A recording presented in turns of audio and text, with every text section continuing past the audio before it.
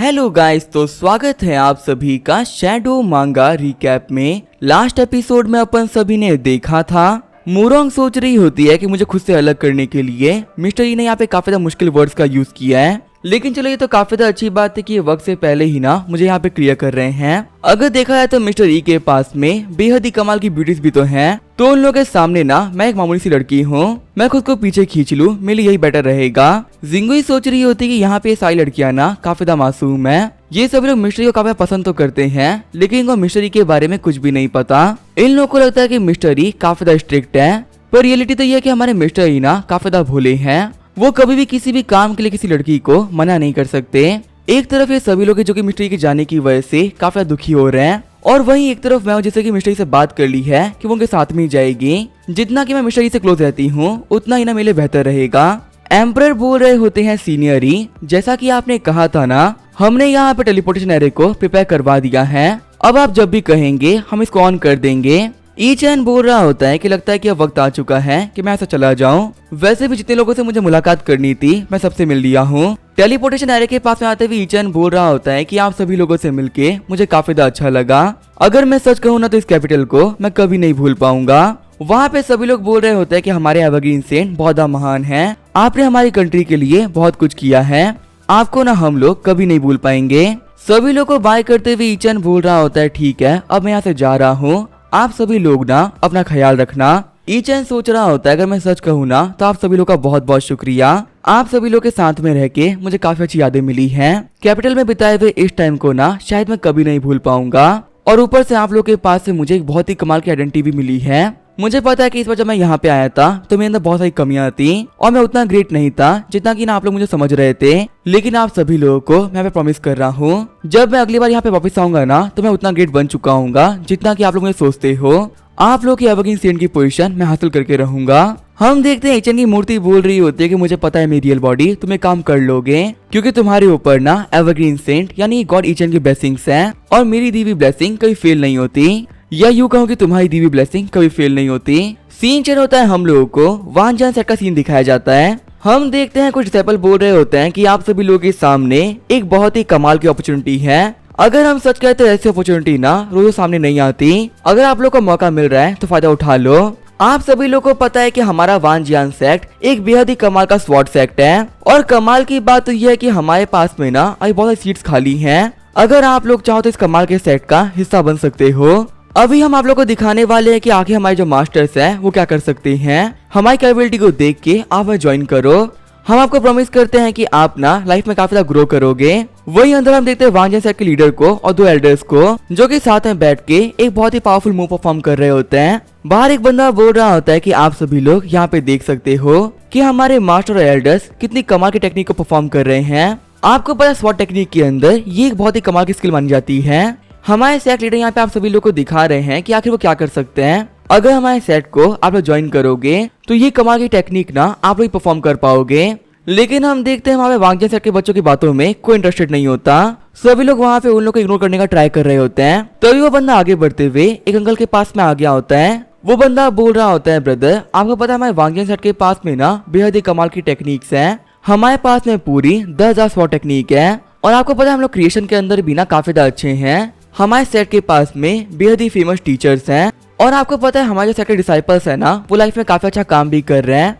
अगर आप हमें ज्वाइन करोगे तो आप लाइफ में काफी अच्छा काम कर पाओगे। अगर आप में से कोई भी हमारे सेट को ज्वाइन करना चाहता है तो प्लीज आप सभी लोग मुझे फॉलो करिए। हमारे सेट में रजिस्ट्रेशन करना काफी ज्यादा आसान है, बस आप लोग को आपका आधार कार्ड और पैन कार्ड ही लेके आना है, इसके अलावा किसी भी डॉक्यूमेंट की कोई जरूरत नहीं है। तभी दूसरा बंदा बोल रहा होता है जूनियर ब्रदर आपको देख के लग रहा है कि हमारे सेक्ट में ना काफी ज्यादा इंटरेस्टेड हो, अगर आप हमारे सेक्ट में रजिस्टर कर देते हो ना तो आप हमारे ग्रैंड मास्टर की परफॉर्मेंस को काफी क्लोजली देख पाओगे। आपको पता है ये अपॉर्चुनिटी ना बहुत ही कम लोगों को मिलती है, ऊपर से जो हमारे मास्टर्स हैं अभी वो काफी ज्यादा फ्री हैं, वो आप लोगों को ना पर्सनल ट्रेनिंग भी देंगे। हमारे सेट को ज्वाइन करने का ये काफी ज्यादा अच्छा मौका है। आपको पता है हमारे सेट की फीस भी ना हम लोगों ने पहले से काफी ज्यादा कम कर दी है। अगर आप अभी हमारे सेट को ज्वाइन करते हो तो आपको 20% डिस्काउंट मिलेगा। आपको यहाँ पे ये डिस्काउंट ना दिवाली की वजह से मिल रहा है, अगर दिवाली नहीं होती ना तो डिस्काउंट आपको नहीं मिलता। सामने वाला बंदा बोल रहा होता है ब्रदर मुझे माफ करना, लेकिन आपको शायद पता नहीं है पर मैं काफी ज्यादा गरीब हूँ। आपको पता है मैं इतना गरीब हूँ कि मेरी फैमिली दिवाली मनाने के लिए ना दिए बेच रही है, और पता नहीं क्यों लोग हमारी फैमिली से ना दिए नहीं खरीद रहे। तो इस बार तो शायद इस गरीब की ना दिवाली भी नहीं मन पाएगी। तो ऐसे में आपके सेट की ट्यूशन फीस भरना और आप लोग को ज्वाइन करना मेरे लिए पॉसिबल ही नहीं है। आपको पता है कुछ यूट्यूबर्स ने गरीब की दिवाली पे रोस्ट बना दिया है, इसी वजह से हम लोगों से कोई दिए खरीद ही नहीं रहा। तो माफ करना आपकी इस महंगी ट्यूशन फीस को मैं तो नहीं भर सकता। आपको यहाँ पे किसी को जाकर ट्राई करना चाहिए। वहाँ पे बाकी खड़े बंदे बोल रहे होते हैं कि ये लोग बोल रहे हैं कि इनके पास में बेहद ही कमाल की स्किल्स हैं, पर देखने में तो इनके एल्डर की भी स्किल ना 3rd ग्रेड की लग रही है। जब यहाँ पे इनके एल्डर और लीडर कुछ नहीं कर पा रहे तो आखिर ये लोग हमको क्या सिखाएंगे। तभी वहाँ पे बाकी बंदे बोल रहे होते क्या तुम लोग को पर्पल ग्रीन हुईलैंड के बारे में पता है क्या, जो कि 4 हुईलैंड में से एक है। पता है मेरे एक मिलने वाले हैं जो कि कल्टीवेटर है, उन्होंने बताया था कि वांजान शॉर्ट सेट ना काफी ज्यादा कमजोर हो चुका है और अब इनके पास में ना बहुत ही बेकार मास्टर्स हैं जो कि हम लोग को तो कुछ भी नहीं सिखा सकते। वहीं जो पर्पल ग्रीन हुईलैंड वाले हैं वहाँ की टेक्निक्स काफी कमाल की है। अगर हम कैसे भी करके उन लोगों को ज्वाइन कर ले तो ये हमारे लिए काफी ज्यादा अच्छा हो सकता है। पता है जो वहाँ की ट्यूशन फीस है वो यहाँ के मुकाबले आधी है। इन वांजियन सेट वालों के पास में कोई टेक्निक तो है नहीं, लेकिन ये फीस काफी ज्यादा लेते हैं। अगर मेरे पास में पैसे होंगे ना तो मैं पर्पल ग्रीन हुईलैंड जाऊंगा, मैं कभी भी वांजियन हुईलैंड को नहीं चुनने वाला। फिर वहाँ से वो सभी लोग चले गए होते हैं। एल्डर्स बोल रहे होते हैं सेक्ट मास्टर इस बात हमें कोई ज्वाइन कर ही नहीं रहा है। आपको पता है यहाँ पे सारी दिक्कत ना पर्पल ग्रीन हुईलैंड की वजह से आ रही है। रिसेंटली पर्पल ग्रीन हुईलैंड काफी फेमस हो चुका है और सभी लोग इन्हें सिर्फ उसको ज्वाइन करना चाह रहे हैं। इस पूरे साल में हमारे सेट को ना किसी ने ज्वाइन नहीं किया और जो हमारे पुराने डिसाइपल थे वो भी हम लोग को छोड़ के जा रहे हैं। अगर यहाँ पे चीजें ऐसे चलती रहेगी ना तो जल्दी हम सभी लोग बैंकरप्ट हो जाएंगे और हो सकता है कि हमें अपना ये सेक्ट बंद करना पड़ जाए। दूसरे वाले एल्डर बोल रहे होते हैं कि जो होली मास्टर जूजिटियान है ना उन्हें अभी रिसेंटली एक बहुत ही कमाल की अपॉर्चुनिटी मिली है, इसी वजह से सभी लोग ना अभी पर्पल ग्रीन हुईलैंड को ज्वाइन करना चाह रहे हैं। सभी लोग कह रहे हैं कि जब एक सेट का होली मास्टर इतना कमाल का है तो उसके डिसाइपल्स भी ना लाइफ में काफी अच्छा करेंगे। ऊपर से उनके जो सिंटेसी जिंगुई उन्होंने भी म्यूजिक के अंदर काफी ज्यादा ब्रेक थ्रू किया है। अभी वो रिसेंटली कैपिटल के अंदर ना लून पवेलियन में गई थी और वहाँ पे जाने के बाद उन्होंने म्यूजिक में वहाँ के सारे मास्टर्स को हरा दिया। यहाँ तक कि पूरे कैपिटल में कोई ऐसा नहीं है जो कि उनको चैलेंज कर सके। इसी वजह से रिसेंटली उन लोगों की फेम काफी ज्यादा बढ़ गई है। सेक्ट लीडर बोल रहे होते हैं एल्डर्स आप लोग को यहाँ पे पैनिक करने की कोई जरूरत नहीं है। मेरे पास में अभी भी ना एक बहुत ही कमाल का आर्टिफैक्ट है जो कि मैंने एंड मोमेंट के लिए बचा के रखा हुआ था, लेकिन लगता है कि अपने उस मैजिकल वेपन को मुझे बाहर निकालना ही होगा। अब उसके अलावा हमारे पास में कोई चारा नहीं बचा। लीडर बोल रहे होते हैं कि अब यहाँ पे जो भी कुछ हो रहा है ना इसके बारे में मुझे पहले आइडिया हो गया था, इसी वजह से आप सभी लोगों को बिना बताए ही मैं आज सुबह स्वॉर्ड बरियल पॉइंट पे गया था ताकि मैं वहाँ पे चीजों को इन्वेस्टिगेट कर सकूं। मैंने हमारे एंसेस्टर से बोला कि हमारा भी क्लैन काफी दिक्कतों में है। तभी वहाँ पे पॉइंट के अंदर ना फ्लक्चुएशन स्टार्ट हो गई और फिर अचानक से वहाँ पे ना एक बहुत ही बड़ा ब्लास्ट भी हो गया। उस वक्त जो पॉन्ड की एनर्जी थी वो काफी गर्म हो गई थी और पता सबसे बड़ा काम क्या हुआ, हमारे पैट्रिया जो कि काफी ज्यादा सेक्लूजन में थे वो बाहर आ गए। उन्होंने हमारी रिक्वेस्ट को ना एक्सेप्ट कर लिया। एल्डर बोल रहे होते कि आपने क्या बोला, हमारे जो पैट्रिया के वो बाहर आ गए। हमारे जो पैट्रिया को काफी लंबे टाइम से मायालम पर है और वो उसके आगे ना ब्रेक थ्रू नहीं कर पा रहे, इसी वजह से वो काफी सालों से सेक्लूजन में थे ताकि वो अपने रियलम से ब्रेक थ्रू कर सके। मुझे लगा था कि ज्यादा से ज्यादा ना वो हमारी किसी और तरीके से हेल्प करेंगे या फिर कोई हमें आर्टिफैक्ट दे देंगे, लेकिन वो खुद बाहर आ गए। ये तो काफी ज्यादा अजीब है। लगता है कि जो मैटर है ना वो काफी सीरियस है, इतना कि अभी हम लोग इसको समझ भी नहीं पा रहे हैं। दूसरे एल्डर बोल रहे होते हैं कि मैटर सीरियस तो है ही ना। पैट्रिया ने सेट को काफी मेहनत से बड़ा किया है और वो यहाँ पे देख रहे थे कि उनका वांगजान सेट काफी नीचे गिर रहा है। किसी और सेट की वजह से उनके सेट की वैल्यू काफी ज्यादा कम होते जा रही है। पैट्रिया के यहाँ पे पावरफुल बने क्या ही फायदा होगा अगर उनका सेट नीचे गिर गया। वो कभी नहीं चाहेंगे कि उनका सेट का नाम नीचे हो जाए। अगर हम पैट्रिया बाहर आए हैं तो डेफिनेटली कुछ तो करेंगे और अब वो यहाँ पे पर्पल ग्रीन हुईलैंड वालों को ना नहीं छोड़ेंगे क्योंकि हमारे पास मेन दिक्कतें ना उन्हीं की वजह से आ रही है। लीडर बोल रहे होते कि तुम दोनों बच्चे फटाफट इस न्यूज को ना सभी लोगों में बांट दो कि हमारे वांगजियान सेट के आज तक सबसे स्ट्रॉन्गेस्ट एंसेस्टर बाहर आ चुके हैं। वो इतने पावरफुल है कि इस वर्ल्ड में कोई भी उनके सामने नहीं टिक सकता। याद रखना कि ये वर्ड ना सब तक पहुंच जाने चाहिए। कंट्री के हर एक बच्चे को ये पता चलना चाहिए क्या कि जो हमारे एंसेस्टर है ना वो कितने पावरफुल है। दोनों ही डिसाइपल्स बोल रहे होते हैं ठीक है लीडर ये काम हो जाएगा। लीडर बोल रहे होते हैं कि पूरे वर्ल्ड को पता चलना चाहिए कि हम किसी भी होईलैंड से ना काफी ज्यादा ग्रेट है, स्पेशली उस पर्पल ग्रीन होईलैंड से। आज तक ही हम लोगों को उनसे कंपेयर किया जा रहा था, लेकिन जैसे इस पूरे वर्ल्ड के सामने हमारे पैट्रिया आएंगे हमारे वांगजान सेट का नाम काफी ज्यादा ऊपर हो जाएगा और फिर कभी भी हमें कोई ना किसी से कंपेयर नहीं करेगा। हम ऑलरेडी इस वर्ल्ड के टॉप पे पहुंच चुके होंगे। ये बोलते हैं वहाँ पे एल्डर लीडर काफी खुश रहते हैं, लेकिन तभी वहाँ पूरा सेट हिलने लगता है। शौक होते लीडर सोच रहे होते हैं कि वाइब्रेशन कैसी है।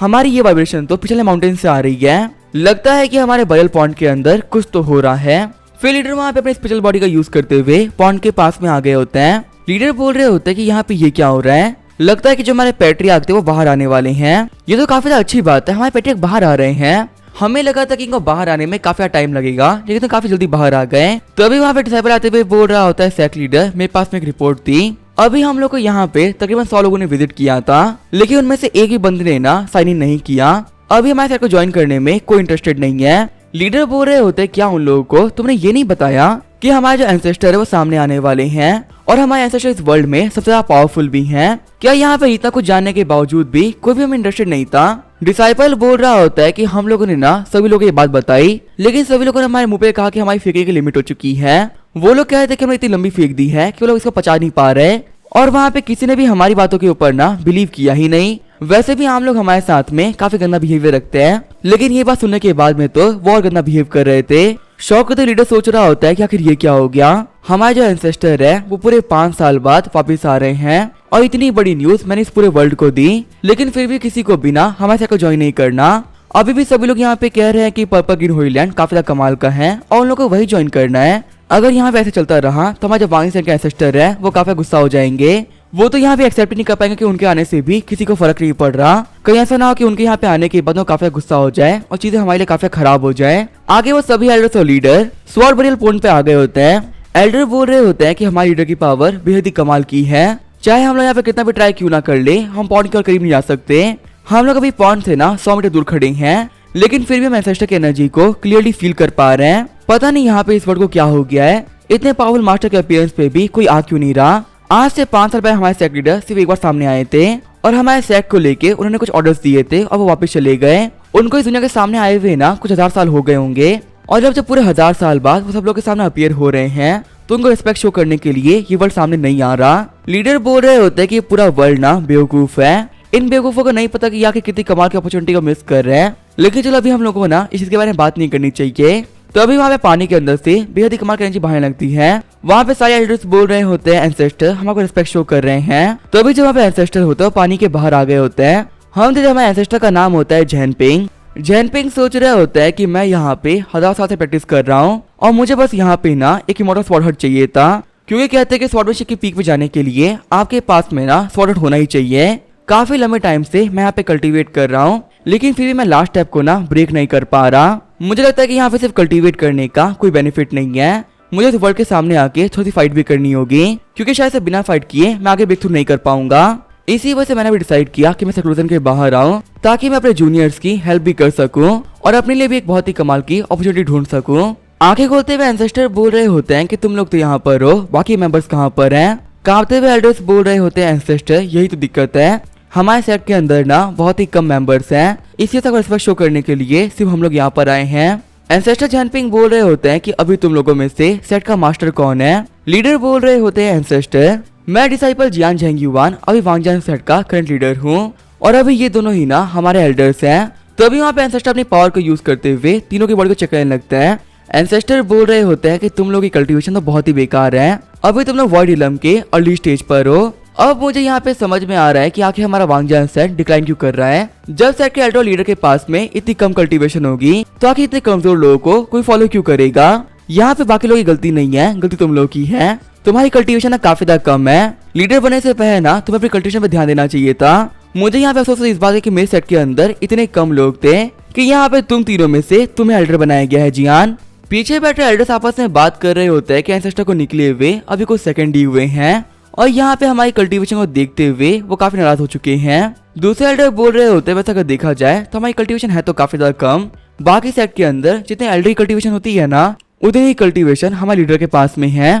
पता है जो पर्पल ग्रीन होलीलैंड है ना वहाँ के जो सिंटेस हैं उसी कल्टीवेशन हम लोग के बराबर है। इसी वजह से वर्ल्ड के लोग ना हमें काफी कम समझ रहे थे। सच कहूं तो पैट्रियार्क ने हमें कुछ भी गलत नहीं कह रहे हैं, स्पेशली जो हमारे लीडर है ना उनकी कल्टीवेशन तो काफी ज्यादा कम है, वो हम लोगों से सिर्फ एक ही रियलम ऊपर है। ऐसा नहीं कि जो हमारे पैट्रियार्क है वो काफी ज्यादा स्ट्रॉन्ग है, बात वो इतनी सी है कि हम लोग भी काफी ज्यादा वीक हैं। इसी वजह लीडर की बातें हम लोग मान देते हैं। हम देखते हैं उन लोगों की बातों को सुनते हुए जियान काफी गुस्सा हो गया होता है। नीचे उतरते हुए पैट्रियार्क बोल रहे होते हैं चलो कोई बात नहीं, जो भी हुआ वो हो गया, पास्ट की बातों पर ध्यान देने की ना कोई जरूरत नहीं है। तुम सभी लोग मेरे साथ में मेन हॉल चलोगे और मुझे रिपोर्ट दोगे कि मेरे सेक्लूजन में जाने के बाद से ही क्या क्या हुआ है। जब मैं 5 साल पहले यहाँ से बाहर निकला था तो हमारा वांगजान सेट काफी अच्छी कंडीशन में था, लेकिन आखिर इन 5 सालों के अंदर ऐसा क्या हो गया कि हमारा सेट इतना नीचे गिर चुका है। अब इसका क्या होगा वो हम देखेंगे नेक्स्ट एपिसोड में। तो तब तक के लिए बाय और स्टे ट्यून।